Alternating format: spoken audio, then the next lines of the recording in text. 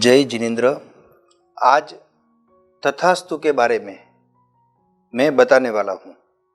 बहुत दिनों से मुझे लोग पूछ रहे थे, दिनेश भाई आपने जो आपका विजिटिंग कार्ड बनाया है उसमें कुछ भी नहीं लिखा, सिर्फ तथास्तु लिखा हुआ है, उसके पीछे का रहस्य क्या है?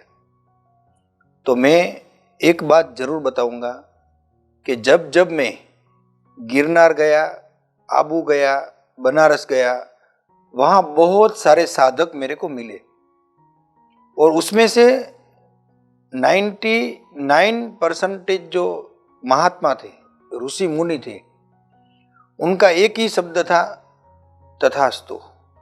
आप जैसा सोचते हैं वैसा होता है। ब्रह्मांड में से 2400 घंटा एक ध्वनि इस पृथ्वी के ऊपर आती है, एक आवाज इस पृथ्वी के ऊपर आता है और वो तथास्तु होता है, मगर उसको बहुत कम लोग सुन सकते हैं और उससे भी कम लोग उसका अनुभव कर सकते हैं।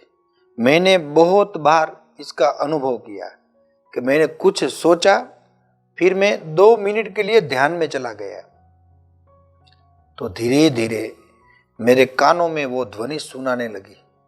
कोई शक्ति या तो कोई ब्रह्मांड की अद्वितीय शक्ति कि जिसका कोई वर्णन नहीं कर सकता है, ऐसा मुझे एहसास होने लगा। और तब मैंने भी सोचा कि मुझे भी इस शब्द के ऊपर कुछ स्टडी करना चाहिए, कुछ अनुभव करना चाहिए। फिर मैं गिरनार के अंदर गया, वहाँ एक बापू मेरे को मिले, बहुत अच्छी इंग्लिश भी जानते थे और हिंदी में बहुत अच्छी तरह बात करते थे और उनका नाम दशरथ गिरी बापू था। तो उन्होंने कहा कि दिनेश भाई आप एक बार आबू में आना और वहां पर जरूर हम आपको इस मंत्र का और इस शब्द का अर्थ बताएंगे। और वहां पर जब हम गए तो हमें उन्होंने तथास्तु का अर्थ बताया और उन्होंने कहा कि जब भी हम ऐसा कुछ सोचते हैं तो थोड़ा ध्यान में चला जाना। ध्यान में जाने के बाद आपको जो चीज प्रकृति से चाहते हो उसकी प्रार्थना करना और धीरे धीरे जीवन की शुद्धि करना। और जैसे जैसे जीवन शुद्ध होता जाएगा, सिद्धि आपके करीब आएगी। हमारे गुरुदेव कला प्रभुश्वरीश्वर जी महाराज साहब सदा कहते थे, कभी भी प्राप्ति के लिए मेहनत नहीं करो, पात्रता के लिए मेहनत करो। जैसे ही पात्र शुद्ध हो जाएगा ने तो प्राप्ति अपने आप हो जाएगी। अब उन्होंने मेरे को एक दृष्टांत दिया था। एक गांव के अंदर एक श्रीमंत व्यक्ति रास्ते से गुजर रहा था। उसके हाथ में बहुत अच्छी महंगी घड़ी थी, ऑटोमेटिक घड़ी थी। तो वो नीचे गिर गई। उधर कचरे का ढेर था तो कहीं वो घड़ी इधर उधर चली गई। वो एकदम दुखी हो गया और उस कचरे को इधर उधर करने लगा, मगर घड़ी नहीं मिल रही थी। 3-4 लड़के वहां खेल रहे थे, उनको बुलाया और उनको कहा कि आप मुझे इस घड़ी को ढूंढ के दो, मैं आपको 500-1000 रुपया दे दूंगा। तो 2-3 बच्चे भी उसको ढूंढने लगे, मगर घड़ी नहीं मिली। एक समझदार बच्चा वहां से गुजरा, उसने कहा आप क्या कर रहे हो?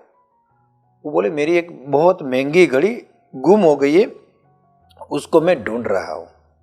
और ये बच्चे भी वही प्रयत्न कर रहे हैं। तो उस लड़के ने कहा इस घड़ी को मैं आपको 2 मिनट में ढूंढ के दे सकता हूं। तो वो सेठ बोले कितना चार्ज लेगा तू? बोले मुझे कुछ नहीं चाहिए, सिर्फ मैं बोलता हूं वैसा करो, आपकी घड़ी मैं आपको 2 मिनट में दे देता हूं ढूंढ के। अब उस लड़के ने कहा सेठ आप थोड़े दूर चले जाइए, इस बच्चों को भी यहां से थोड़ा दूर ले जाइए। सब लोग थोड़े दूर चले गए। वो लड़का वहां पर आंख बंद करके 1 मिनट बैठ गया, एकदम शांति हो गई। तो घड़ी में से धीरे धीरे आवाज आने लगी और जहां से आवाज आ रही थी वहां से उस लड़के ने उस घड़ी को उठा लिया। गुम हो गई घड़ी उसको मिल गई, वो आवाज उसने सुनी न इसलिए। सेम हम सब लोगों की स्थिति है, हम खुद गुम हो गए हैं। कभी कभी उस बच्चे की तरह शांति से ध्यान में बैठो और अपने आत्मा की आवाज को सुनो। दिल का जो धड़कन है, वो दिल की धड़कन, उसका म्यूजिक परमात्मा ने कंपोज किया हुआ है। दुनिया में इससे बेहतर कोई आवाज नहीं होती है जो हमारे दिल से गुजरती है, जो हमारे दिल से बाहर निकलती है। जो व्यक्ति अपने दिल की आवाज नहीं सुन सकता है ने, उसको दुनिया का कोई म्यूजिक अच्छा नहीं लगेगा, क्योंकि वो टेंशन में खो जाएगा। दूसरी बात, कभी कभी अपने घर में सुंदर बगीचा बनाने का होता है, मतलब बाग बनाने का होता है, तो हम जमीन से निकलते हुए सभी घास को अलग कर देते हैं, कचरे को अलग कर देते हैं, कांटे को अलग कर देते हैं और उस जमीन को एकदम साफ करते हैं। फिर उस बगीचे में जो फूल आएगा वो जोरदार होगा, मगर जो लोग उस कचरे को ऐसा ही रख करके अंदर फूल बोएंगे तो वो फूल बड़े भी नहीं होंगे, अच्छे भी नहीं होंगे और खिलते खिलते मुरझा जाएंगे। उसी प्रकार अपने जीवन के अंदर, अपने हृदय के अंदर यदि बाग लगाना है तो पुराने विचारों को निकालना पड़ेगा, राग द्वेष को निकालना पड़ेगा, जीवन को समतोल करना पड़ेगा और उसके बाद हम ध्यान करेंगे तो जरूर हमें वो तथास्तु का ध्वनि सुनाई देगा। और जैसे वो ध्वनि सुनाई देता है, आपका संकल्प कर लो, हे परमात्मा, आपकी दिव्य कृपा से मेरे जीवन के अंदर इस चीजों की कमी है, यदि उस चीजों को आने से मेरा जीवन सुंदर नंदन वन बनता है तो प्रभु मुझे उस चीजों की जरूरत है। आप जरूर हमें ऐसा आशीर्वाद दीजिए कि वो सभी चीजें हमें सहजता से प्राप्त हो। उसके लिए कुछ पॉलिटिक्स न करना पड़े, कोई गंदा काम करना ना पड़े, किसी व्यक्ति को दुख देना ना पड़े। मित्रों, रियल में पॉजिटिव एनर्जी का बहुत महत्व है। मैं तो मेरी जिंदगी में बार बार लोगों को एक बात कहता हूं कि आप जैसा खुराक आपके मन को देंगे, मन उसी दिशा में दौड़ेगा। आप उसको नेगेटिव खुराक देंगे, नेगेटिव भोजन देंगे, नेगेटिव विचार देंगे तो मन ज्यादा नेगेटिव हो जाएगा।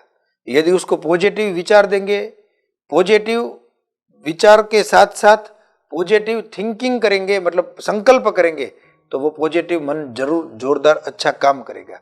इसीलिए अपने जीवन का जो आधार है वो अपनी सोच होती है और सोच के द्वारा जो प्राप्त होता है वो हमारा संकल्प होता है और वो अवश्य सिद्ध होता है।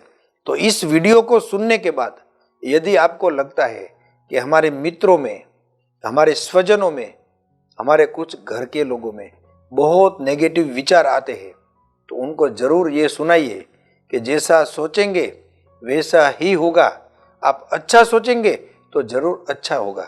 आपको यदि ये वीडियो अच्छा लगता है तो आपके मित्रों को जरूर फॉरवर्ड कीजिए, लाइक भी कीजिए और हमारी दिव्य लब्धि चैनल को सब्सक्राइब भी कीजिए। हम हमारे इस पॉजिटिव विचारों के माध्यम से लोगों के हृदय के अंदर एक पॉजिटिव एनर्जी का दीप जलाना चाहते हैं और वो दीप ऐसा होना चाहिए कि उसके जीवन में जब भी अंधेरा छा जाए, जब बाहर का उजाला उसको अंधेरा लगने लगे, तभी अंदर का एनर्जी वाला जो दीपक है वो उसके जीवन में ज्योति का काम करेगा। मित्रों, यदि आप इस विषय को बहुत गहराई से अपने मित्रों को समझाना चाहते हो, आप खुद समझना चाहते हो, तो अवश्य अहमदाबाद में हमारा मोटेरा साबरमती में रिसर्च सेंटर है। वहाँ पर पॉजिटिव एनर्जी के ऊपर 2400 घंटा रिसर्च होता है। बहुत सारी चीज़ें जिसका आप खुद अनुभव कर सकते हो और विश्व में कहीं भी आपको देखने को नहीं मिलेगी। ऐसी अद्भुत चीज़ों का अनुभव करने के लिए जरूर एक बार दिव्य लब्धि आध्यात्मिक रिसर्च सेंटर अहमदाबाद में पधारे। भगवान की आज्ञा के विरुद्ध कुछ बोले तो मिच्छामि दुक्कडम।